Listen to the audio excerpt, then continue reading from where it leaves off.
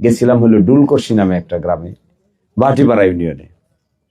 গিয়ে আমি একদিন বর্ষার সিজনে গেলাম, সবাইরে ডাকলাম, একজন মুরব্বী আছে তিনি আসলেন, আশেপাশের সবাই আসলো। সবার সাথে আলোচনা করে দেখা গেল ওই গ্রামে অষ্টম শ্রেণী পাশের উপরে কোন লোক নাই। সর্বোচ্চ পাশ কি অষ্টম শ্রেণী। তো জিজ্ঞাসা করলাম কেন এটা, হাফ প্যান্ট পরা। তো বলল যে এর পিছনে মূল কারণ হইল স্যার, যখনই একটু বড় হয় মোটামুটি নৌকার কারালি ধরতে পারে, বাপরে সহযোগিতা করার জন্য মাছ মারায় নেমে যায়।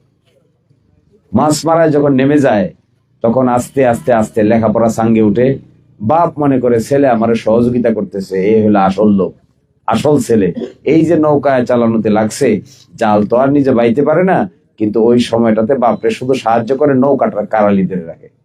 বাপ মনে করছে এই তো একটা উপযুক্ত সন্তানের জন্ম দিলাম, এভাবেই চলে যাচ্ছে।